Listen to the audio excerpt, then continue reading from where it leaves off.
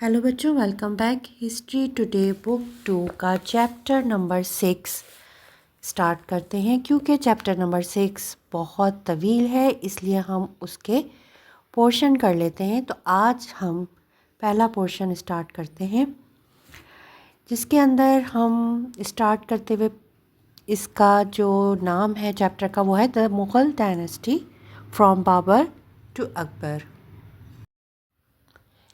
इस बाब में हम मुग़ल ख़ानदान के बारे में पढ़ना स्टार्ट करेंगे। सबसे पहले हम क्या सीखेंगे, बाबर ने मुग़ल ख़ानदान की बुनियाद कैसे रखी, किस तरह हुमायूं ने इक़्तिदार खो दिया फिर उसे वापस ले लिया, अकबर के तहत मुग़लों का इक़्तिदार कैसे इजाफ़ा हुआ, बरसग़ीर में इक़्तिदार के लिए इब्तदाई यूरोपी जद्दोजहद, मलका एलिज़ाबेथ अव्वल के दौर में बरतानवी ताकत का उरूज। The dynasty of the mighty Mughals, मुग़लों के ख़ानदान का इक़्तिदार। एक मौरख़ ने तबसरा किया है कि हिंदुस्तान के लोगों की अक्सरियत के नज़दीक मुग़लिया सल्तनत बुनियादी तौर पर एक गैर मुल्की सल्तनत थी। तो ये गैर मुल्की कौन थे? वो मुसलमान शहंशाहों का ख़ानदान था जिन्होंने 16वीं सदी के अवाइल से 18वीं सदी के वस्त तक शुमाली हिंदुस्तान के बेशतर हिस्सों पर हुकूमत की। लफ्ज़ मुग़ल अरबी लफ्ज़ मंगोल से आया है। मुग़ल मंगोल थे जिन्होंने इस्लाम कबूल किया था। मुग़ल ख़ानदान के 6 अहम तरीन शहंशाह थे: Babar, Humayun, Akbar, Jahangir, Shahjahan, Aurangzeb. The power of the tiger, tiger की ताकत। कौन से अल्फाज शेर को बयान करते हैं? मजबूत, बहादुर, शदीद मोहलिक। ये अल्फाज हमें ज़हीरुद्दीन मोहम्मद के किरदार के बारे में कुछ बताते हैं, जो मुग़ल सल्तनत के बानी थे। उनका उर्फ़ी नाम बाबर था, जिसका मतलब है शेर, और उसे जंग में उसके बर्ताव की वजह से ये नाम दिया गया था। 1483 में वस्त एशिया में पैदा हुए। बाबर तैमूर की नस्ल से थे, यानी मंगोल थे। पेज नंबर 73 पर आ जाते हैं। बाबर एक बहादुर जंगजू था जिसे फितरत और शायरी से भी प्यार था। आबा अजदाद की तरह अजीम सल्तनत पे हुकूमत करने का उसने ख्वाब देखा। बाबर ने महसूस किया कि चूँकि पंजाब और दिल्ली सल्तनत तैमूर ने एक सदी से पहले फ़तह कर ली थी, इसलिए उसे उन पर हुकूमत करने का हक़ है।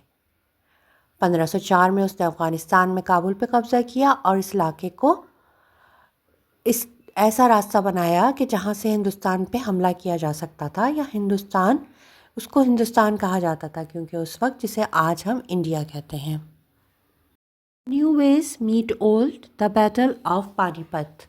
नई तरीक़े पुराने से मिलते हैं। पानीपत की जंग जो 1526 में हुई। नवंबर 1525 में अपने बड़े बेटे हुमायूं, जिसकी उम्र उस वक्त 17 साल थी, और सिर्फ 12,000 आदमियों की फ़ौज के साथ बाबर हिंदू कश को पार करके पंजाब में दाखिल हुआ और दरियाए सिंध को अबूर करके दिल्ली के शुमाल में पानीपत पहुंचा। यहाँ 1526 में बाबर की फ़ौज सुल्तान इब्राहिम लोदी की फ़ौज से मिली, जिसमें 1 लाख आदमी और 100 हाथी थे। उनकी लड़ाई सारा दिन जारी रही। दिन के अख्ताम पे सुल्तान इब्राहिम समेत 20,000 हिंदुस्तानी मैदान जंग में मारे गए। 320 साल की हुक्मरानी के बाद आखिरकार दिल्ली सल्तनत का खात्मा हुआ। बाबर ये जंग कैसे जीत गया जबकि उसकी फ़ौज उसके दुश्मनों से बहुत कम थी? शायद बाबर को जो सबसे अहम मदद मिली थी वो उसके नए हथियार थे। ऐसे हथियार जिसमें गन पाउडर यूज़ होता है। बाबर की मुहासरा करने वाली तोप, फील्ड गन और मैच लॉक पिस्तौल ने दुश्मन, उनके घोड़ों और हाथियों को खौफज़दा कर दिया। पेज नंबर 74 पे आ जाते हैं। The tiger secret weapons, tiger के खुफिया हथियार। जब बाबर ने पानीपत की जंग में आतिशी असले का इस्तेमाल किया तो ये हथियार अभी भी बहुत नए थे और बाबर को तुर्किश सोल्जर्स की खिदमत हासिल करनी पड़ी जो उन्हें इस्तेमाल करना जानते थे। आतिशी असले ना सिर्फ बहुत महंगे थे बल्कि ये ख़तरनाक भी होते थे और वक्तन फ़वक्तन वो उन लोगों को उड़ा देते थे जो उन्हें इस्तेमाल कर रहे थे। वो अपने अहदाफ को निशाना बनाने में अच्छे नहीं थे, इसके बावजूद उन्होंने लड़ाई लड़ने का तरीक़ा बदल के रख दिया। हैंड हेल्ड गन्स, हाथ में पकड़ने वाली बंदूक या पिस्तौल, गन, کچھ بھی کہہ سکتے ہیں آپ۔ بارود کو چینیوں نے 9ویں صدی میں دریافت کیا تھا۔ یہ سالٹ، پوٹیشیم نائٹریٹ، چارکول اور سلفر کا مرکب تھا۔ چینیوں نے اس ایجاد کو بلیک پاؤڈر کا نام دیا اور اسے راکٹ، سادہ توپ اور بم بنانے کے لیے استعمال کیا۔ بلیک پاؤڈر کو کئی صدیوں تک فراموش کر دیا گیا، جب تک کہ 13ویں صدی میں یورپیوں کو اس کے بارے میں علم نہ ہوا۔ 15ویں صدی میں یورپی بندوق برداروں نے چھوٹے ہتھیار بنائے، بندوقیں جو ہاتھ میں پکڑی جا سکتی ہیں۔ 5 لاکھ پستول فیوز جلا کر فائر کیا گیا 1460 سے 1480 تک تیار کیا گیا تھا اور بابر نے پانی پت کی جنگ میں اس کو استعمال کیا تھا۔ Field guns and cannons, field گنیں اور توپیں۔ ہم جانتے ہیں کہ بر صغیر میں کئی قسم کی بڑی توپیں بھی استعمال ہوتی تھیں۔ غالباً 14ویں صدی کے اوائل میں توپیں بھاری تھیں، ہزاروں پاؤنڈ وزنی اور کچھ 25 فیٹ تک لمبی تھیں۔ وہ لوہے اور پیتل سے بنی ہوتی تھیں اور 250 آکسری تک کھینچی ہوئی گاڑیوں پر منتقل کی جاتی تھی۔ اس کے باوجود توپ کی گاڑیاں 10 دنوں میں صرف 3 یا 4 میل کا فاصلہ طے کر سکتی تھیں۔ اوپر کی طرف جاتے ہوئے ہاتھی کو پیچھے سے دھکیلنے کے لیے بھی اس کا استعمال کیا جا سکتا ہے۔ توپ کے گولے ہر ایک کا وزن 10 سے 100 پاؤنڈ کے درمیان تھا اور وہ شہر کی دیواروں کو بھی گرا سکتی تھیں۔ Babur the emperor establishes his power, Babur شہنشاہ اپنی طاقت قائم کرتا ہے۔ پانی پت کی جنگ کے بعد بابر کے آدمی وسط ایشیا، اپنے ٹھنڈے پہاڑی علاقوں میں واپس جانا چاہتے تھے۔ نیا ملک بہت گرم تھا اور کھانے کی کمی تھی، لیکن بابر ان سب چیزوں کو ترک نہیں کرنا چاہتا تھا جس کے لیے اس نے جد و جہد کی تھی۔ اس نے اپنے آدمیوں سے ایک پرجوش تقریر کری اور وہ ہندوستان میں رہنے پر راضی ہو گئے۔ فوج نے جلد ہی دہلی اور آگرہ پر قبضہ کر لیا اور بابر نے خود کو ہندوستان کا شہنشاہ قرار دے دیا۔ لیکن بابر کی کامیابی نے اسے دہلی سلطنت کی زمینوں پہ فوری طور پہ کنٹرول نہیں دیا۔ 1527 میں اس نے راجستھان کے طاقتور راجپوت شہزادوں کو ایک مشکل جنگ میں شکست دی۔ 2 سال بعد اس نے پٹنہ کے قریب ایک فوج کو شکست دی جس کی قیادت ابراہیم کے بھائی محمود لودھی نے کی۔ اب بابر اپنا اقتدار قائم کر سکتا تھا۔ اس نے آگرہ کو اپنا دارالحکومت بنایا، اپنے رئیسوں کو زمین دی اور اپنے 3 بیٹوں کو صوبوں کا انچارج بنا دیا۔ اس نے مقامی انتظامیہ کو منظم کرنے اور ٹیکس وصول کرنے کے لیے ہندوؤں اور مسلمانوں کو مقرر کیا۔ اب مغل خاندان کی صحیح بنیاد رکھی گئی تھی۔ بابر کی یادداشتیں۔ ہم بابر کی حکمرانی کے بارے میں بہت کچھ جانتے ہیں کیونکہ اس نے اپنے دور حکومت کا ریکارڈ رکھا تھا۔ ان ریکارڈز کو بعد میں بابر کے پوتے اکبر نے ترکی سے فارسی زبان میں ترجمہ کیا اور اسے بابر نامہ، بابر کی تاریخ کہا گیا۔ بابر نے لوگوں، پودوں، جانوروں اور واقعات کو جاندار انداز میں بیان کیا ہے۔ وہ اپنی غلطیوں کے بارے میں ایماندار ہے کیونکہ جیسا کہ اس نے کہا اس کا مقصد ایماندار ہونا تھا۔ میں نے صرف سچ لکھا ہے۔ وہ کہتے ہیں میں نے جو کچھ لکھا ہے اس سے میرا کوئی ارادہ نہیں ہے کہ میں نے اپنی تعریف کی ہے، میں نے تو صرف وہی بیان کیا ہے جو ہوا تھا۔ بابر نامے میں ہم ان کے پڑھنے کے شوق کے بارے میں بھی جانتے ہیں۔ شاعری، فطرت، وہ فوجی مہم چلانے کے لیے جانا تھا اور جب وہ کسی پرندے یا پھول کی تعریف کرتا تھا۔ ہندوستان میں وہ اپنی فتوحات کے بارے میں اور اس نے اس کی جنگلی حیات اور پھولوں کو بھی تفصیل سے درج کیا ہے۔ طوطوں کی 5 اقسام کا بیان کیا ہے اور بتایا ہے کہ کیلے کیسے اگتے ہیں۔ نمبر 76 پہ آ جاتے ہیں۔ What Babar thought about India, Babar Hindustan کے بارے میں کیا سوچتا تھا۔ بابر نامے میں بابر کا ہندوستان کی تفصیل بہت دلچسپ ہے۔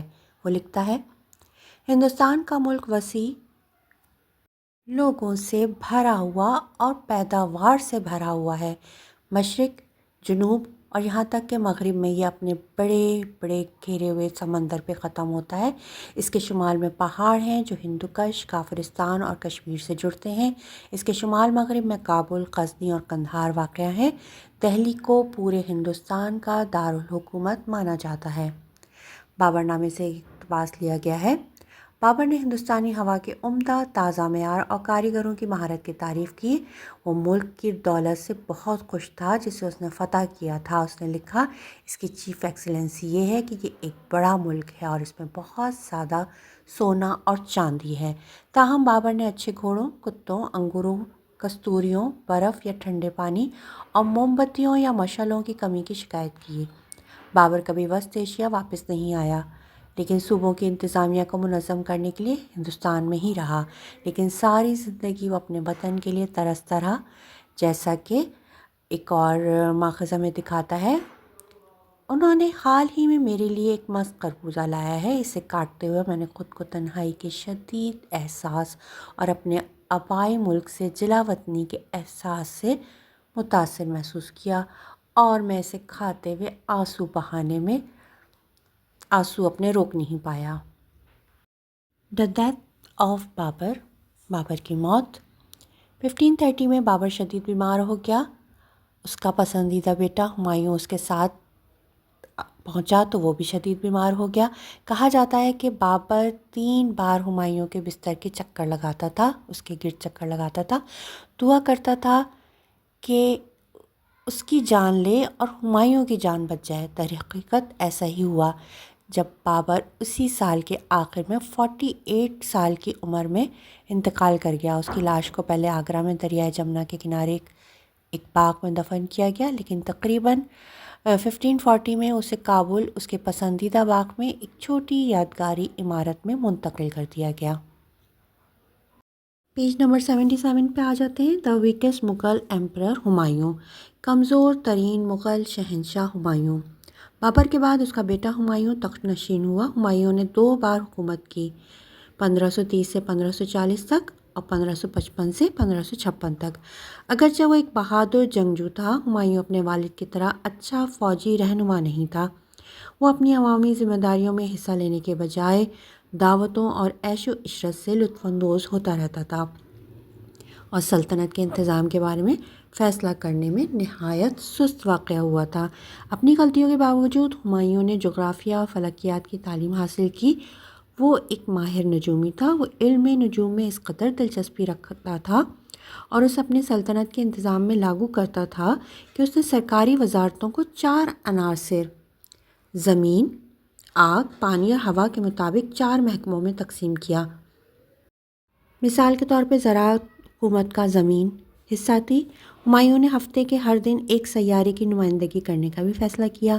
مثال کے طور پر منگل کو مریخ، سرخ سیارے کو تفویض کر دیا گیا۔ تھنک اباؤٹ اٹ، اس کے بارے میں سوچو۔ ہمایوں کے مقبرے کے ارد گرد کے باغات کو آغا خان ٹرسٹ فار کلچر اور آرکیالوجیکل سروے آف انڈیا نے 1997 اور 2003 کے درمیان بحال کیا تھا۔ کام کے دوران 12 ہیکٹر لان لگائے گئے تھے اور آم، لیموں، نیم، ہیبسکس سمیت 2500 درخت اور پودے لگائے گئے تھے اور چمیلی بھی لگائی گئی۔ بارش کا پانی جمع کرنے کے لیے 128 گڑھے کھودے گئے اور کچھ اصلی کنویں بھی ملے۔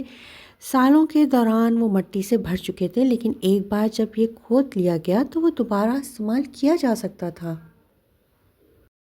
پیج نمبر 78 پر آ جاتے ہیں۔ جلد ہی کچھ افغان باغی سردار غصے میں آ گئے کہ مغلوں نے ان کی زمینوں پہ قبضہ کر لیا ہے۔ 1539 اور 1540 میں وہ ہمایوں کے خلاف اٹھ کھڑے ہوئے اور 1540 میں شیر خان سوری نامی مسلمان جرنیل نے ہمایوں کے خلاف جنگ شروع کر دی اور اس سے 2 محاذوں پہ شکست دی۔ اب ہمایوں نے نہ صرف وہ تمام زمینیں کھو دی تھیں جو اس کے والد کے پاس تھیں، جیت گیا، لیکن وہ تخت بھی ہار گیا تھا۔ وہ تقریباً 15 سال جلا وطن رہا۔ 1542 میں اس کی بیوی کا سندھ میں ایک بیٹا پیدا ہوا جو بعد میں شہنشاہ بننے والا تھا۔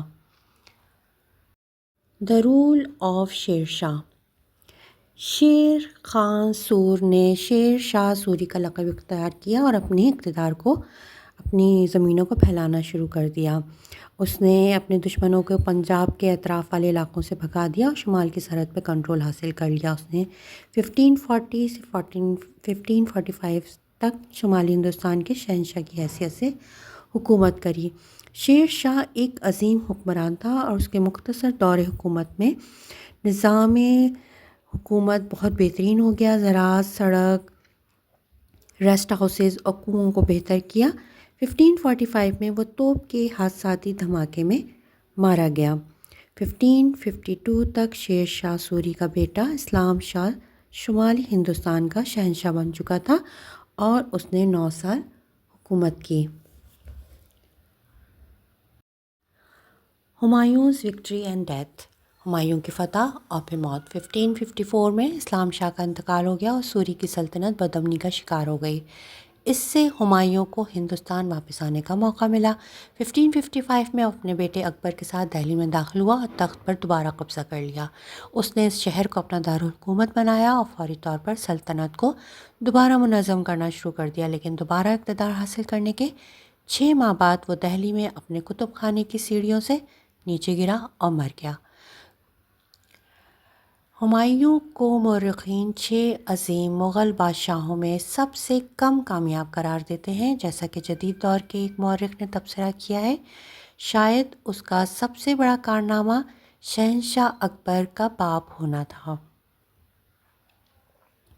یہیں پہ ہم اس چیپٹر کو فی الحال ختم کرتے ہیں، کیونکہ یہ ایک کافی لینتھی چیپٹر ہے، اس لیے ابھی ہم اس کو یہیں پر ہی ختم کرتے ہیں۔